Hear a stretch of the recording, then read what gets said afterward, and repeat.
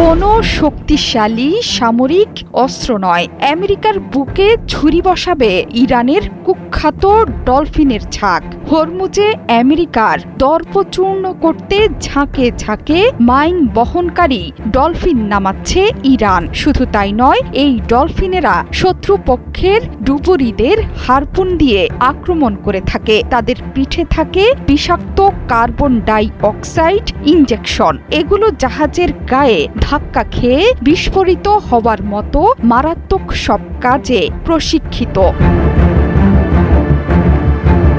Wall Street journal সহ আন্তর্জাতিক গণমাধ্যম বলছে, দীর্ঘস্থায়ী মার্কিন নৌ অবরোধ এবং মার্কিন যুদ্ধ জাহাজ মোকাবিলায় মাইনবাহী ডলফিন ব্যবহারের বিষয়ে গুরুত্ব দিয়ে ভাবছে ইরান। স্নায়ুযুদ্ধ আমলের এই বিচিত্র সামরিক কৌশলটি তেহরানের হার্ডলাইনার বা কট্টরপন্থীদের আলোচনায় উঠে এসেছে, যা বৈশ্বিক জ্বালানি সরবরাহ এবং আঞ্চলিক স্থিতিশীলতাকে ফেলে দিয়েছে চরম সংকটের মুখে।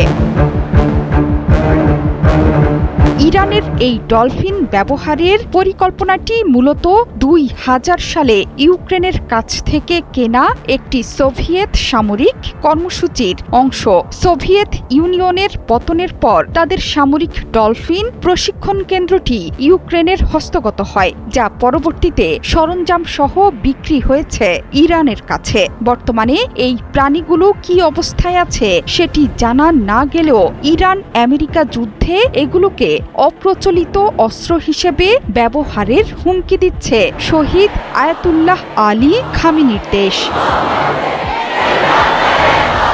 বিশ্বের মোট জ্বালানি তেলের প্রায় 20% এবং উল্লেখযোগ্য পরিমাণ এলএনজি এই সরু জলপথ দিয়ে পরিবহন করা হয়। 28 ফেব্রুয়ারি যুদ্ধ শুরুর পর থেকে এই পথে জাহাজ চলাচল তলানিতে ঠেকেছে। ইরান শুধু ডলফিন বা সাবমেরিন ব্যবহারের হুমকিই দেয়নি, বরং লোহিত সাগরের তলদেশ দিয়ে যাওয়া গুরুত্বপূর্ণ ইন্টারনেট ও টেলিফোন কেবল কেটে দেওয়ারও ইঙ্গিত দিয়েছে। এতে পুরো বিশ্বের ইন্টারনেট ব্যবস্থা বড় ধরনের বিপর্যয়ের মুখে পড়তে পারে।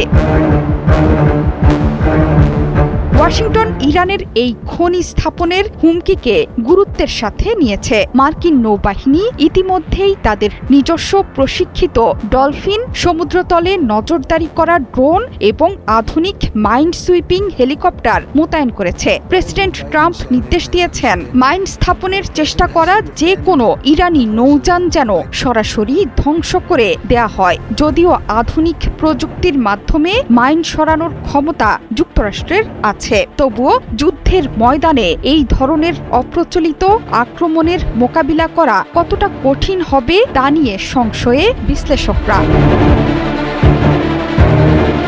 জোহরা চৌধুরী সেতু, ৭১।